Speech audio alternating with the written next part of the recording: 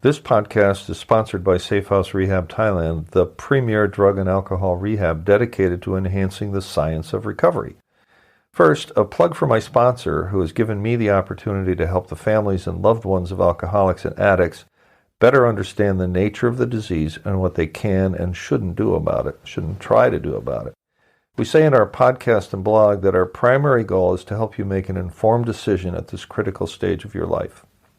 Safehouse Rehab Thailand represents the modern approach to recovery, founded on safety, which is why we absolutely outperform traditional rehabs when it comes to intake and detox, technology, and aftercare. To learn more about our modern, advanced approach to recovery, we invite you to visit safehouserehab.com or send your questions and comments to info@safehouserehab.com.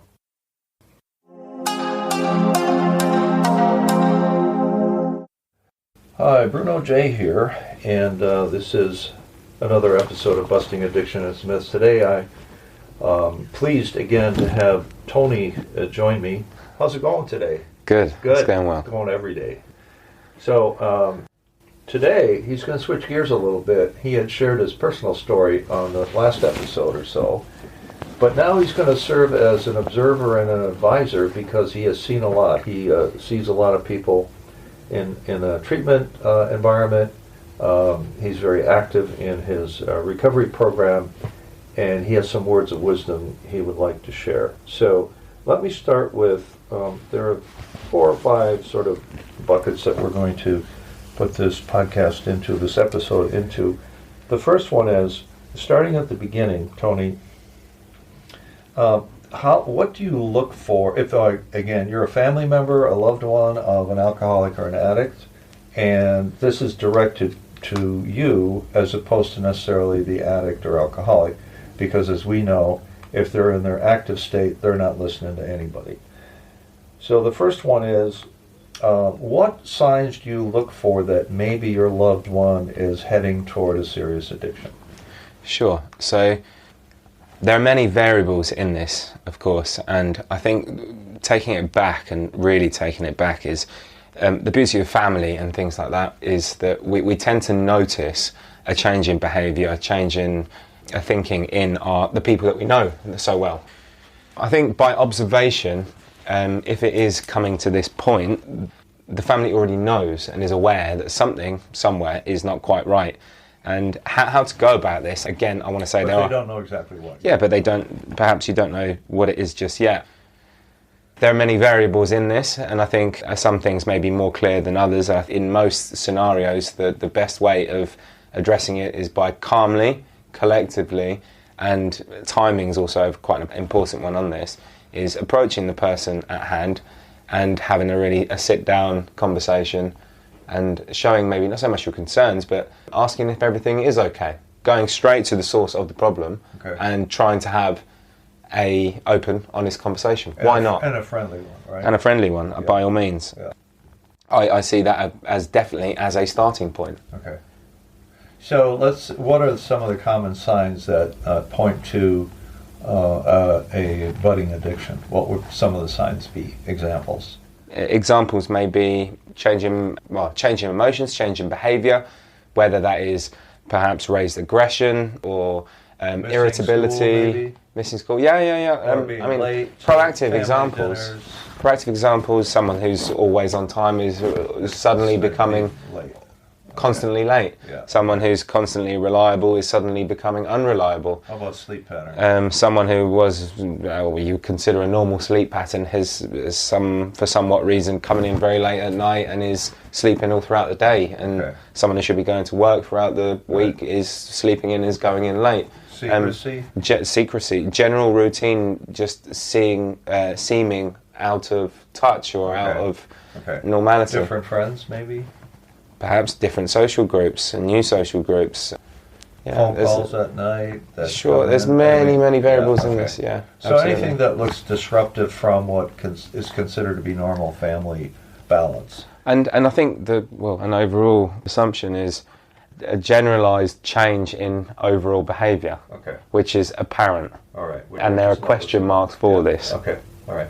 And then the quote, healthy conversation, what would that sound like, the friendly conversation? Sure, I mean, I can't give you a perfect example, but an example could be as just finding appropriate time for both parties where no one's got a certain commitment, where you can humbly sit down or calmly sit down and just ask, how are things really going? What's happening? I've noticed, you could say, I've noticed this, Is everything okay? You point to it. And if it's mother and father, our experience, your experience as well, is that usually one person is closer than the other, and sometimes they have different attitudes toward the situation. Sure. Maybe dad doesn't want to know. Yeah. Or maybe dad is the one who cares more, and it could be vice versa. And the instincts of parents tend to be quite sharp in my intuitive. They're highly intuitive. Yeah. Okay. And so what should be, so the conversation happens then, and if there is, usually there's one of two, or maybe more. One is, it's some sort of form of denial or minimizing, correct? All right. So what does one do in that situation if I'm mother? Do I just accept it and come back at it a week or two later and go, so how do you handle a quasi-denial at that point? It's important that you understand what you're getting. I mean, if you're in doubt and things like that, by all means, approach it again in a week's time or 2 weeks' time as time goes on. Keep addressing it, perhaps not every day, because it might explode. However, if that is the case, until you have evidence to really prove that this is happening... Right. Keep catching them right. So knowing that the disease, as we all understand it, is progressive, one would assume that a month later, 2 or 3 months later, it has not gotten any better, correct? Sure. So that becomes another point where you're late a little bit more. So I've noticed some trend going in the wrong direction. Is that an appropriate way to... Yeah, absolutely. Okay. And what I would now say is very, very, very quickly on that from the very beginning is, say this is the case and you really know something is up, something is wrong, you've tried to address it calmly, collectively. But you don't really know yet. You don't know yet, but you have suspicion. Right. Give it that time. However, with a parent side of you or a friend or a loved one or anything like that, I mentioned it in the last episode, is educate yourself on this subject, on this topic. Bring someone else in for you if you know what the topic is. Let's just say that's the case. Because you could educate yourself on behavioral changes as a whole, and addiction might come up as one of the causes. Or you could have a suspicion about drug abuse if you're attuned to it. You're saying is learn as much as you can about it, right? The next stage is, Houston, we have a problem. So now what? Now you have the option of, and I won't speak for you, but clearly, once you've recognized that you have a potential addiction problem, you seek advice, correct? On what to do. Yeah, more specific professional type of advice. Yes, and in my opinion, from what I've seen, what I've encountered, and just in most cases from data, it shows that these things go on and on and on for quite long periods of time, and they're progressively worse. Right. The best advice that I could offer to anyone is to address this as soon as possible. Right. That doesn't mean going to address it with the... Not hoping it's going to get better, because the reality is it gets worse. Unfortunately so, Never gets better. And I'm not suggesting go to the individual and start putting things onto them or anything like that. What I'm quite strongly recommending is going to educate yourself now on that area. Right. And technically speaking is look for solutions, but bring someone else on board, and then start expressing... How about you go to... We talked about this too. If you go to a psychiatrist, you may or may not bring your loved one along. It could be, maybe that person doesn't want to go or is not appropriate. But talk about having someone who is a qualified professional, not just any professional, right? So what should you look for in that case? If you're talking about a counselor or a psychiatrist. You know the source of the problem, whether that is a drug specific or substance specific or alcohol. So I think the best way to look for, or the best person to look for, would be a substance and drug specific experienced counsellor or psychotherapist who can best assist you in first looking after you and really understanding your problem, the issues at hand, and then devising a plan with them, perhaps, about how to help your loved one. As a primary, a very effective, fast track moving method of, instead of, as we're saying, prolonging this whole period, is addressing it from your side first with someone else who knows about this. And is it also, I mean, I don't want to put words in your mouth, but that conversation about getting help for the loved one who may be in denial or may be defiant or may be desperate, doesn't matter, is a form of intervention, right? It's this point at which you want to get their attention, and there are interventions available, not just from a professional, but a family could get together and read how to do an intervention. What's your feeling on something like that? My feeling on that would be, I think there are several different ways to go about this, and this is back to the variables, but trying to keep it consistent is there are different avenues which you can take on this, and it obviously depends on how severe and how bad the person or the individual is affected by these drugs or alcohol, or how far in the addiction is this person gone. And in some cases, obviously, every single person is going to be different, and the solution for every person is going to be different, however customized. And whether that is a matter of holding a family intervention and trying to organise an educated counsellor, or family, educating your family and trying to work through it with the family, whether it be doing that and bringing a counsellor on board for the individual, whether it be trying to do a counsellor or a therapist and then trying to do some sort of change of routine throughout. It really depends. And then the extremes for this are, there's an issue there which cannot be addressed in the ways which we would like to, primarily, and we have to, unfortunately, well, you can say unfortunately, we pass this on to an establishment, to a rehab facility that basically handle this entire process for you. So gets them into a primary treatment facility. I have a friend in my hometown whose son is in really, really bad shape. He's young and he has relapsed countless times. They hired a consultant coach to coach the family on what avenues were available to them, and then they went to he did the assessment of, let's say, Roger's behavioral health versus this, and looked at the individual programs, and they made a decision about an intensive outpatient program with some guardrails to it and blah blah blah.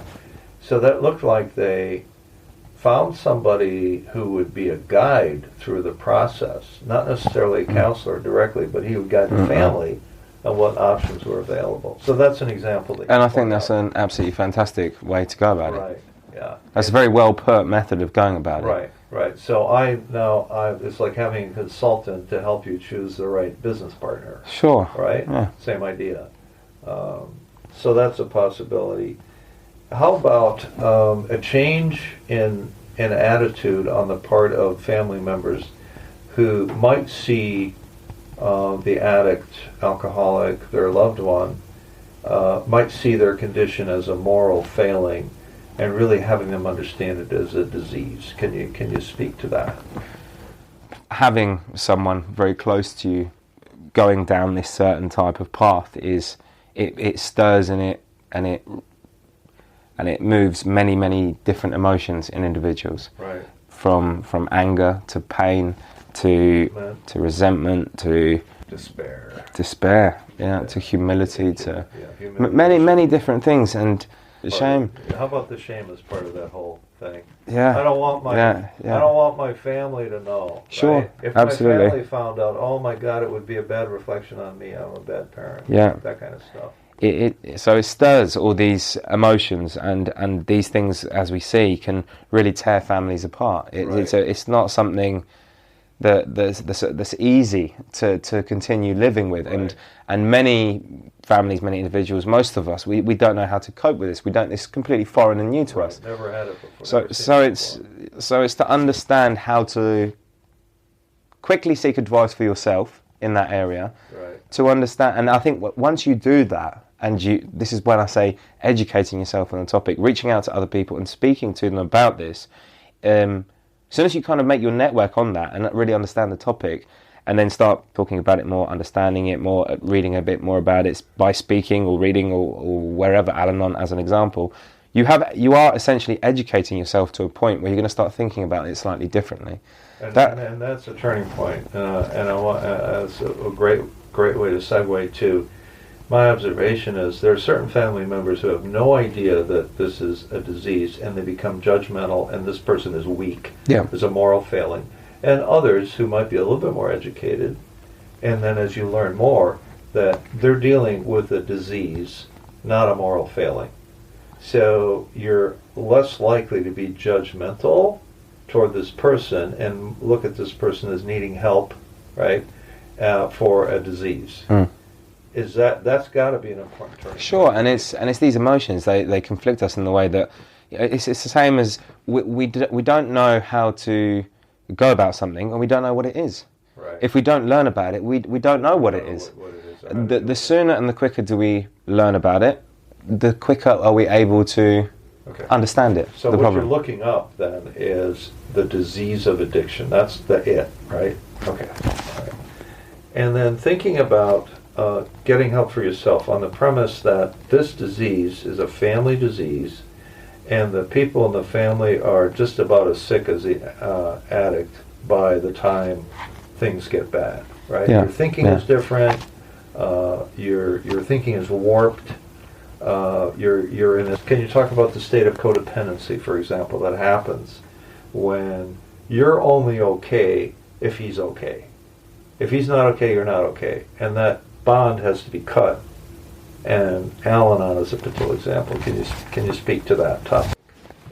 Compare it to the same way that if you have a terminal illness in the family, Right. you've learned that someone in your family's got a terminal illness, and I mean that's not just the person who's terminally ill is it affecting, but it is essentially, if you compare the two scenarios, that person is the person who's at risk here, whereas the rest of the family are emotionally at risk, and perhaps at further risk in slightly different ways due to aggression or the behaviours of that individual, which separates those two examples. Right. However, the principles in this example are the same in the such as that everyone is going to Be affected. Everyone is going to be affected in somewhat way, some more than others.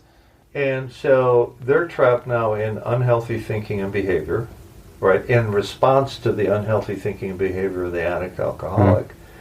And there needs to be a path for them to get back to healthy thinking, correct? Yeah.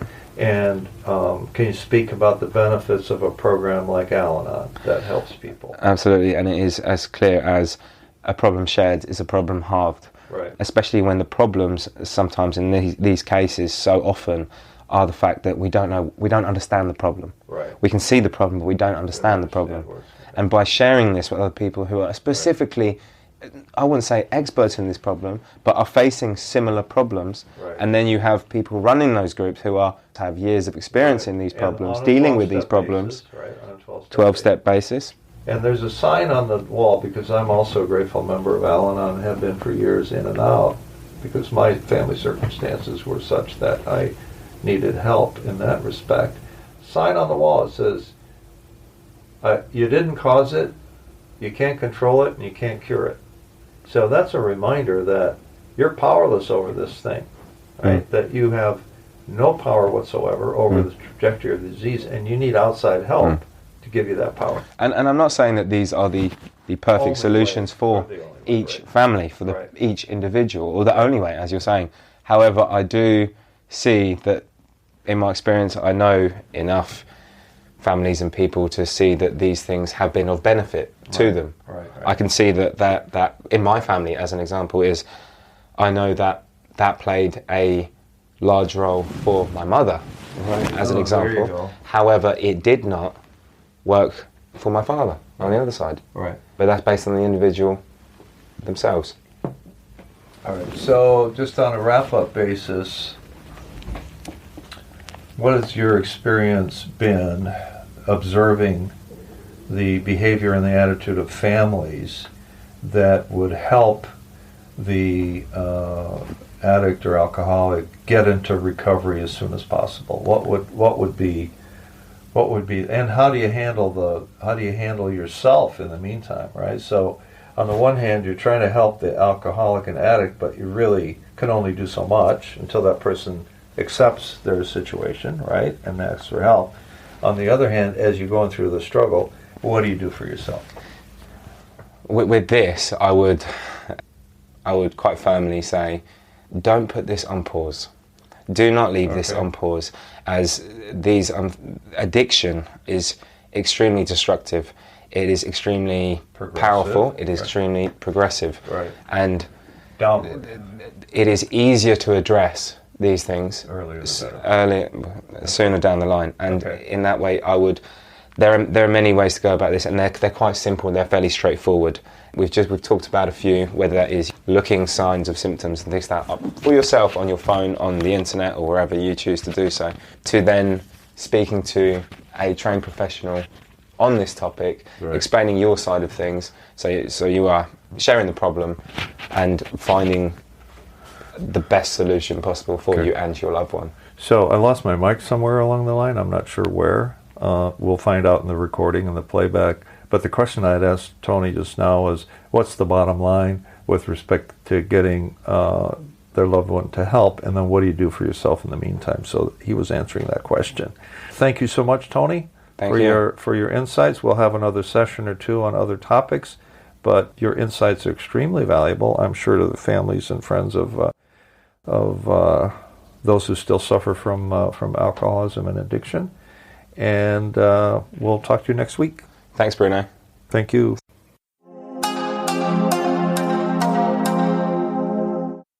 Tune in next week for the next episode of Busting Addiction and its Myths, where we now have our weekly episodes titled by topic for you to search and download at your leisure, all in the interest of busting some myths and bringing you the truth about the face of addiction and alcoholism today.